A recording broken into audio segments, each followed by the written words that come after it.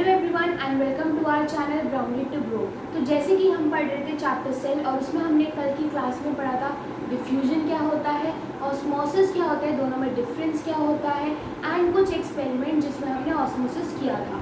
तो आज हम सेल मेम्ब्रेन के टॉपिक को ही कंटिन्यू करते हुए नेक्स्ट टॉपिक पढ़ेंगे, that is functions of cell membrane. मतलब कि जो सेल की सेल मेम्ब्रेन होती है which is a part of cell, वो क्या क्या फंक्शंस परफॉर्म करती है एक सेल के लिए। तो ये मैंने 4 मेन फंक्शंस लिखे हैं सेल मेम्ब्रेन के। तो चलिए डिस्कस करते हैं।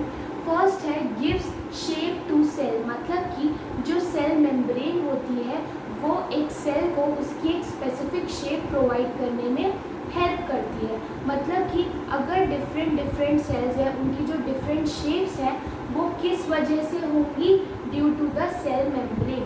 तो cell membrane helps to give shape to the cell, right. Next is it helps to maintain individuality of a cell। मतलब कि सेल मेम्ब्रेन की वजह से ही हर एक सेल अपने आप में अलग होता है। मतलब कि जैसे अगर एक सेल है उसके आसपास एक बाउंड्री ही ना हो उसको कवर करती हुई, तो क्या हम एक सेल और दूसरे सेल को डिफ्रेंशिएट कर पाएंगे? नहीं कर पाएंगे। सो दैट्स वाई एक सेल की जो बाउंड्री होती है दैट इज सेल मेम्ब्रेन, वो उसे दूसरे सेल से अलग रिप्रेजेंट करती है या फिर अलग बनाती है। So that's why cell membrane helps to maintain individuality of a cell. मतलब कि सेल मेम्ब्रेन की वजह से ही जो सेल है वो दूसरे सेल्स के साथ मिल नहीं पाता और अपने आप में एक अलग सिंगल सेल बना रहता है। नेक्स्ट पॉइंट है सेलेक्टिवली परमिएबल। ये तो हमने पढ़ा था कि जो सेल मेम्ब्रेन होती है वो सेलेक्टिवली परमिएबल होती है। मतलब कि वो कुछ सब्सटेंसेस को ही सेल के अंदर और बाहर जाने के लिए या फिर ट्रांसपोर्टेशन अलाउ करती है, और जो सेल मेम्ब्रेन है वो सारे सब्सटेंसेस को सेल के अंदर या बाहर नहीं जाने देती है। That's why it is called selectively permeable. Next है keep the cell contents in place. अब इसका मतलब क्या है? बेसिकली जो सेल होता है, लाइक सपोज अगर ये सेल है तो उसके अंदर बहुत सारी चीज़ें होती हैं। मतलब कि हमारे पास जो सेल हमने पढ़ा था उसमें सेल मेम्ब्रेन, न्यूक्लियस और साइटोप्लाज्म होता है। हमने पढ़ा था कि साइटोप्लाज्म में सेल ऑर्गेनल्स होते हैं। मतलब कि different parts of the cell जो साइटोप्लाज्म में सस्पेंडेड होते हैं, राइट। तो बेसिकली अगर सेल मेम्ब्रेन इस सेल को प्रोटेक्ट नहीं करती तो जो साइटोप्लाज्म में सेल ऑर्गेनल्स हैं वो अपनी प्लेस पे नहीं रहते, वो सेल के बाहर फ्लो कर जाते या फिर सेल से बाहर चले जाते। सो सेल मेम्ब्रेन की वजह से ही जो सेल के कंटेंट है वो सेल के अंदर ही रहते हैं, वरना वो सेल के बाहर चले जाते अगर जो सेल मेम्ब्रेन एक वॉल की तरह काम नहीं करती। So these are the 4 functions. पहला है the cell membrane gives shape to the cell. मतलब कि वो उसे एक प्रॉपर शेप देती है। नेक्स्ट है maintains individuality of a cell. मतलब कि हर सेल को उसकी एक अलग पहचान, दूसरे सेल से कौन डिफरेंट बनाता है? Cell membrane. नेक्स्ट है सेलेक्टिवली परमिएबल। मतलब कि कुछ सब्सटेंसेस को ही अंदर या बाहर जाने की अलाउड होते हैं। नेक्स्ट है कीप्स द सेल कंटेंट। मतलब कि जो सेल ऑर्गेनल्स हैं या जो सेल के अंदर डिफरेंट पार्ट्स हैं उनको सेल के अंदर ही रखने में और उनको उनकी फिक्स्ड प्लेस पे ही रखने में कौन हेल्प करता है? Cell membrane. So these are the 4 functions of cell membrane.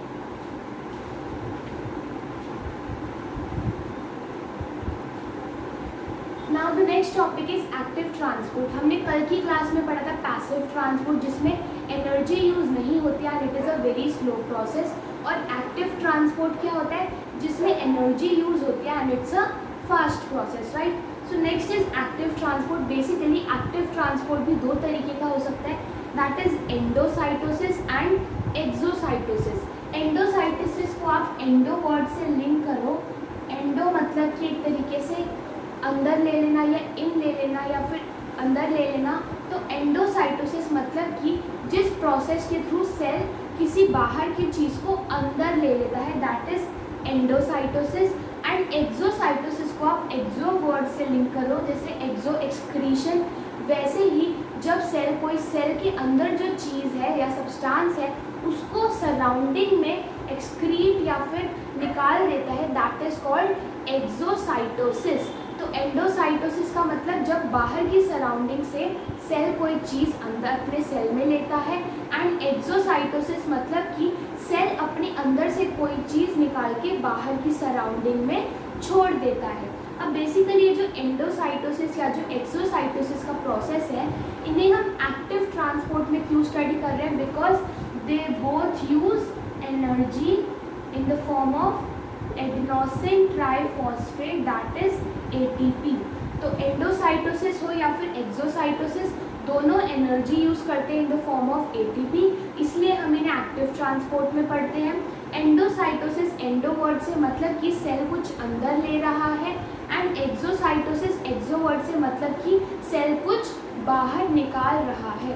Now endocytosis में फर्दर 3 टाइप्स के हमें दिए हुए हैं, that is phagocytosis, photocytosis and receptor mediated endocytosis. तो बेसिकली जो फेगोसाइटोसिस है वो फूड से रिलेटेड है, फूड, राइट। जो फोटोसाइटोसिस है वो लिक्विड या फिर सेल ड्रिंकिंग से लिंक्ड है, मतलब कि फेगोसाइटोसिस बेसिकली क्या होता है, जब कोई सेल बाहर की सराउंडिंग से सेल ईटिंग करता है, यानी कि कोई बाहर की सराउंडिंग से ऐसा स्टफ लेता है जो उस सेल के लिए फूड का काम करती है, राइट। तो फेगोसाइटोसिस का मतलब क्या होता है, जब कोई सेल अपने अंदर बाहर की सराउंडिंग से कोई ऐसी चीज़ लेता है जो उस सेल के लिए फूड का काम करती है या फिर it acts as a food for the cell, so that is called phagocytosis. Basically ये जो प्रोसेस है फेगोसाइटोसिस का, ये जो लोअर बैक्टीरियाज या फिर जो लोअर टाइप्स के सेल्स होते हैं लाइक अमीबा, प्रोटोजोआ, उनमें देखा जाता है, दैट इज फेगोसाइटोसिस। मतलब कि जो सेल है बेसिकली वो अपने बाहर की सराउंडिंग से कोई आइटम या फिर कोई सब्सटेंस ऐसा लेते हैं जो वो अपने सेल के अंदर लेके उसे यूज़ कर सके as their food to get the energy. Next है फोटोसाइटोसिस। बेसिकली फोटोसाइटोसिस में क्या होता है, जो सेल है वो बाहर से लिक्विड लेता है। It is almost same like osmosis, लेकिन ऑस्मोसिस में हम एनर्जी यूज़ नहीं करते, लेकिन फोटोसाइटोसिस में हम बाहर से लिक्विड ले रहे हैं सेल के लिए, लेकिन with the use of energy in the form of ATP।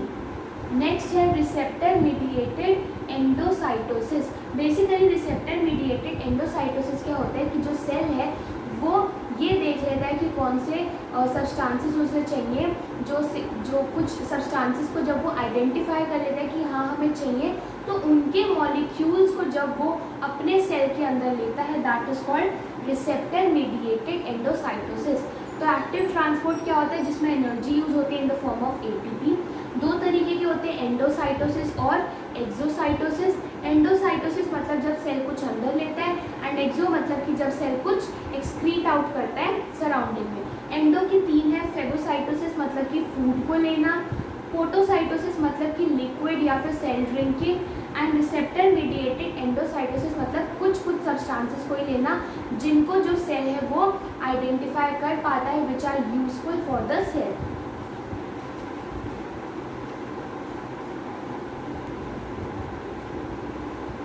Now the next topic is cell wall. Basically cell wall is different from cell membrane या plasma membrane. Cell membrane या जो plasma membrane होती है वो living होती है, selectively permeable होती है, and they are present both in plant and animal cells. मतलब कि जो cell membrane होती है that is living, right? Selectively permeable and it is present both in plants and animals, right. ये हमने पढ़ा था सेल मेम्ब्रेन या प्लाज्मा मेम्ब्रेन के बारे में कि बेसिकली जो सेल मेम्ब्रेन होती है it is living, it is flexible, it is selectively permeable and is present both in animal cells and in plant cells. Now the next topic is cell wall.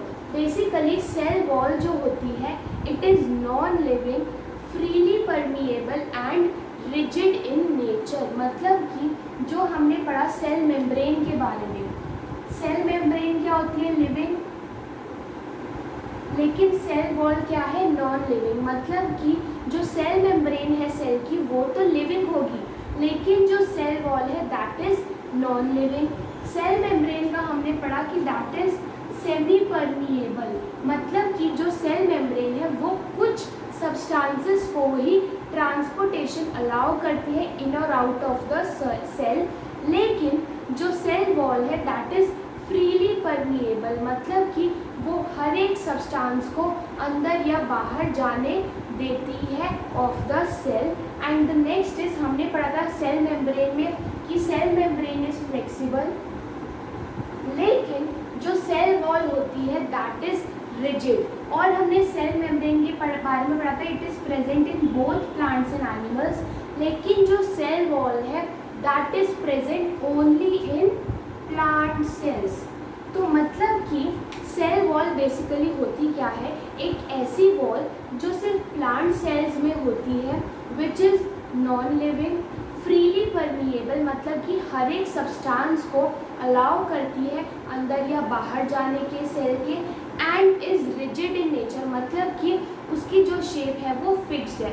और cell membrane के बारे में हमने क्या पढ़ा था, it is present both in plants and animal cells, it is living, semi permeable and flexible. और cell wall क्या होती है, प्लांट सेल्स में प्रेजेंट होती है, नॉन लिविंग होती है, फ्रीली परमिएबल होती है एंड इज रिजिड।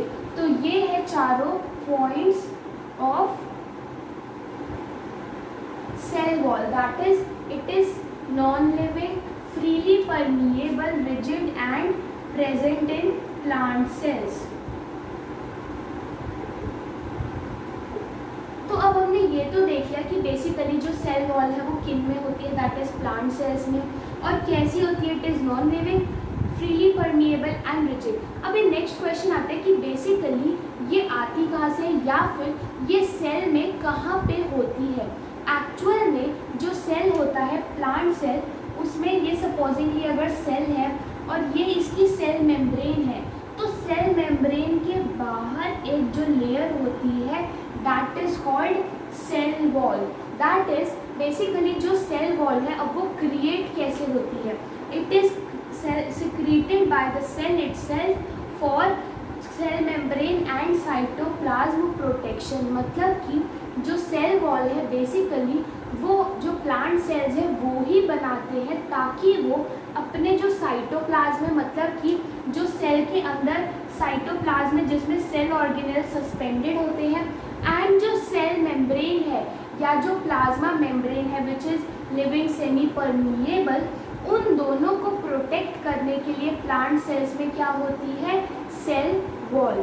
तो सेल वॉल क्या होती है बेसिकली, प्लांट सेल्स में होती है, it is non living, freely permeable and rigid. और जो सेल वॉल है बेसिकली वो सेल ही सिक्रीट करके बनाता है ताकि वो अपने सेल मेम्ब्रेन या प्लाज्मा मेम्ब्रेन और जो साइटोप्लाज्म है उसको प्रोटेक्ट कर सके बाहर की सराउंडिंग से। तो सेल वॉल का मेन काम क्या होता है, सेल मेम्ब्रेन और साइटोप्लाज्म को प्रोटेक्ट करना।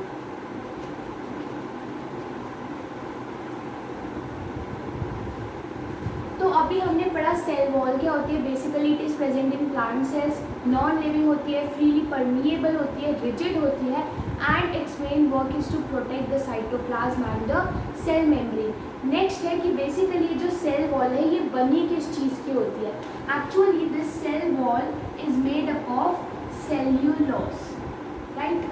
सेल्यूलोज जो होता है बेसिकली एक सब्सटेंस होता है उसकी बनी होती है cell walls. Now the next topic is functions of cell wall.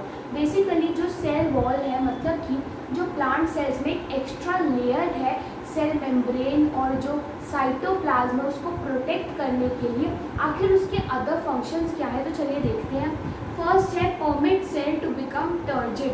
Basically cell wall की वजह से ही जो प्लांट सेल्स हैं वो टर्जिड बन पाते हैं। अब टर्जिड का मतलब क्या होता है, बेसिकली जब ऑस्मोसिस के प्रोसेस के थ्रू बाहर की सराउंडिंग से वाटर या कोई लिक्विड सेल के अंदर जाता है तो ऑब्वियसली जो सेल है वो स्वॉलन अप होगा या फिर वो एक्सपैंड करेगा। तो उस एक्सपेंशन को रेजिस्ट करने में कौन हेल्प करती है, cell wall, because it is rigid in nature. तो मतलब कि जब सेल के अंदर वाटर या लिक्विड जाता है तो जो ऑब्वियसली जो सेल है वो एक्सपैंड करने लगेगा। To resist its expansion, basically जो सेल वॉल है वो उस एक्सपेंशन को रोकती है and that's why it helps the cell to become turgid. Now the next point is provides mechanical strength. Obviously जो सेल वॉल है वो रिजिड है, सो उसकी वजह से जो सेल्स होते हैं उन्हें मैकेनिकल स्ट्रेंथ मिलती है। नेक्स्ट है फ्रीली परमिएबल, मतलब कि सारे सब्सटेंसेस जो है वो इजीली इन और आउट हो सकते हैं और सेल के due to the cell wall. Next point is cell walls are joint by middle lamella.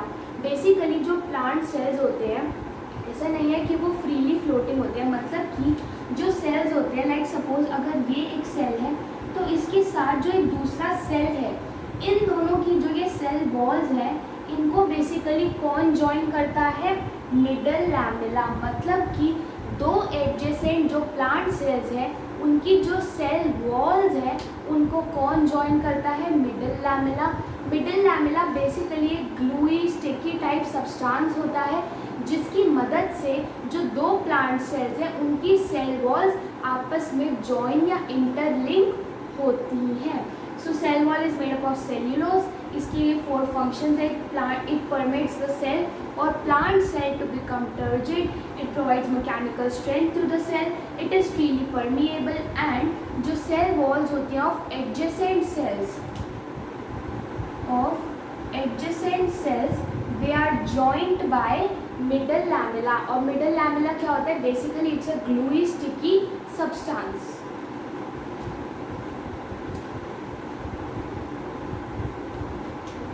Now the next topic is plasmolysis in plant sales या फिर सेल वॉल में प्लाज्मोलाइसिस का एक टॉपिक है।